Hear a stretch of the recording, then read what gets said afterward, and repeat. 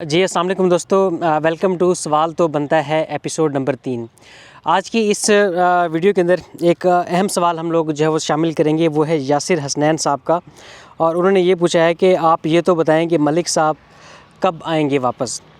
तो यासिर भाई देखिए, सिंपल बात यह है कि हमें तो खैर इसके हवाले से कुछ भी नहीं मालूम कि मलिक साहब जो हैं वो कब वापस आएंगे भी सही या नहीं आएंगे, क्योंकि हमारा ये कंसर्न भी नहीं है और ना ही हमें इसके हवाले से कोई भी इन्फॉर्मेशन है। ये मलिक साहब के अपने मामलात हैं कि वो कब वापस आते हैं। जब उनकी कोई सेटलमेंट होगी तो डेफिनेटली वो पाकिस्तान में वो वापस आएंगे।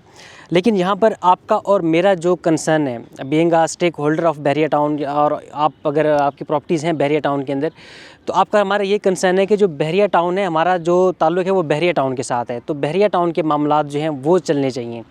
तो हम सब ने देखा है कि पिछले 3-4 सालों में बहरिया टाउन के ऊपर जो भी मुश्किलात आई, और इवन जो अगस्त था, अभी इसी साल का जो अगस्त था, उसमें तो बहुत मुश्किल टाइम बहरिया टाउन ने जो वो देखे है। तो इस सब के अंदर भी मलिक साहब की गैर मौजूदगी के अंदर, और जो CEO हैं बहरिया टाउन के, अली रियाज साहब और शाहिद कुरैशी साहब, उनकी गैर मौजूदगी के अंदर भी बहरिया टाउन ने उसी तरह से ही जब वो ग्रो किया है। बहरिया टाउन उसी तरीके से ही जब वो चल रहा है। बहरिया टाउन के जो मामलात हैं उनमें किसी भी किस्म की कोई भी रुकावट जो है वो नहीं आई।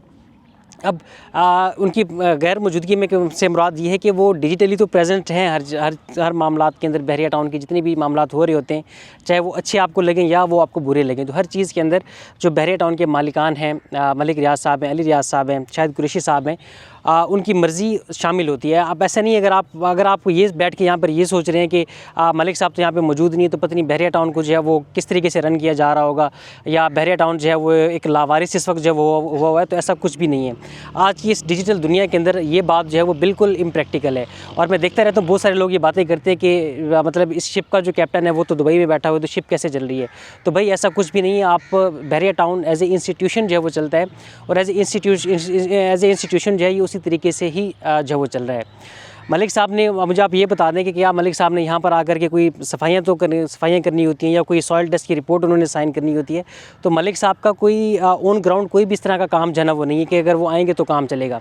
हाँ, जो CEO हैं बहरिया टाउन के, अली रियाज साहब, मैं आपको एक एग्जांपल मैं आपको देता हूँ कि उनकी कई चीज़ों में उनकी डायरेक्ट इन्वॉल्वमेंट होती है। जैसे आपकी जो कमर्शियल के हाई राइज़ हैं, उनकी जो एलिवेशंस हैं, और इवन जो घरों की भी एलिवेशंस आती हैं, जो न्यू एलिवेशंस आती है, तो उसमें अली रियाज साहब की जो मर्ज़ी है वो शामिल होती है। उनकी अप्रूवल से ही सब कुछ जना हो रहा होता है। तो मुझे आप ये बता दें, मैं आपसे ये सवाल कर रहा हूँ कि पिछले अली रियाज साहब को यहाँ से पाकिस्तान से गए हुए शायद 3-4 साल तो हो चुके हैं। तो पिछले 3-4 सालों में कोई एक बंदा बता दे कि उसकी कोई एलिवेशन की अप्रूवल का मसला था जो कि अली रियाज साहब के ना होने की वजह से काम जब रुक गया हो, या कोई ऐसा काम हो आपका कि आप बहरिया टाउन के हेड ऑफिस में गए हो और आप बहरिया टाउन की मैनेजमेंट ने आपको ये बुलाओ कि मलिक साहब या अली रियाज साहब तो यहाँ पर नहीं है, तो जब वो वापस आएंगे आकर के ये काम आपका जो करके देंगे। तो ऐसा कुछ भी नहीं है। बहरिया टाउन की हर चीज़ के अंदर वो लोग इन्वॉल्व होते हैं, हर चीज़ का पता है। बाकी बहरिया टाउन का मुझे नहीं पता, लेकिन बहरिया कराची के अंदर वो हर चीज़ के अंदर जब इन्वॉल्व होते हैं, और आप लोगों के भी जो प्रॉब्लम्स होते हैं, जो भी इश्यूज़ आपको आते हैं, वो उन तक जा रहे होते हैं। वो डायरेक्टली इनडायरेक्टली उन तक हर चीज़ जो वो जा रही होती है, उनको रिपोर्ट की जा रही होती है। और इवन अगर आप लोग मंडे को अगर आप बहरिया टाउन के ऑफिस में अगर आप जाते हैं, तो आपको जो हायर लेवल की जो मैनेजमेंट है, जो कि GM है या उनसे अबव लेवल की जो मैनेजमेंट है, आपको वो ऑफिस में नहीं मिलती। क्योंकि मंडे वाले दिन सब लोग जो है वो मंडे मीटिंग में जब वो गए होते हैं, जो कि हेड ऑफिस के अंदर होती है इनकी। ये खैर एक इंटरनल चीज़ है बहरिया टाउन की, एक ऑफिशियल उनकी चीज़ है।